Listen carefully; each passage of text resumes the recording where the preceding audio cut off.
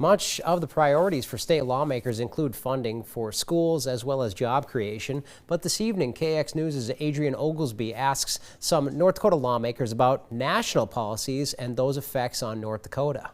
In a political panel made up of 4 of our state elected officials, Republicans Jeff Magrum and Jeff Hoverson, Democrats Josh Boucher and Carla Rose Hansen, we went through 5 categories: funding, immigration, nationwide issues, healthcare, and state issues.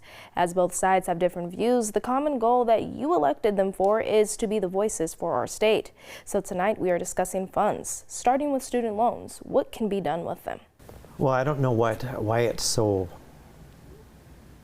all of a sudden a hard thought that people pay back their loans. I don't know where that idea came from. For all along, the whole idea behind taking a loan is paying it back, and suddenly to not have to do that, I think it's a slap in the face for those that do work hard and are careful about how much they take out as a loan.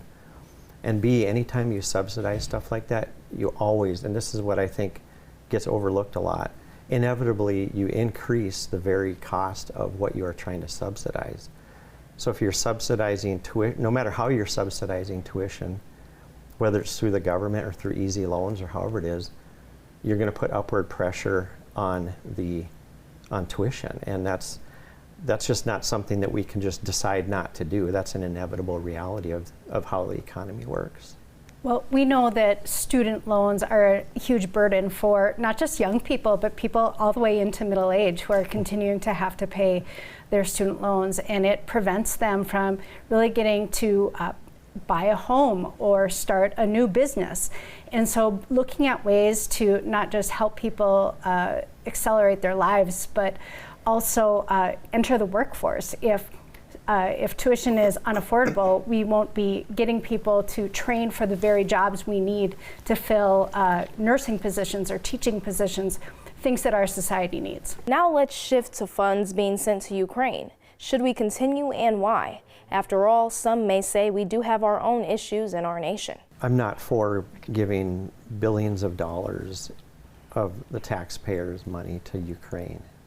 I wouldn't be in favor of giving it to Russia either. So it's real easy to be noble with other people's money, you know.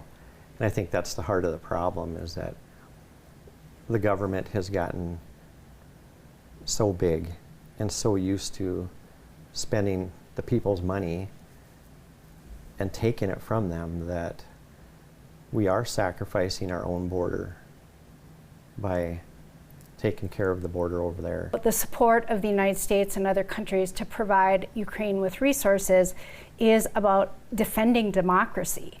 If Russia takes over Ukraine, what's next? It might enter into some of our NATO countries, and then we'll be forced to put men on the ground and women on the ground. And so it's very important to defend democracies around the world. We went on to discuss the large topic of inflation, as both parties see it as an issue. They believe the root is for different reasons, though. For KX News, I'm Adrian Oglesby.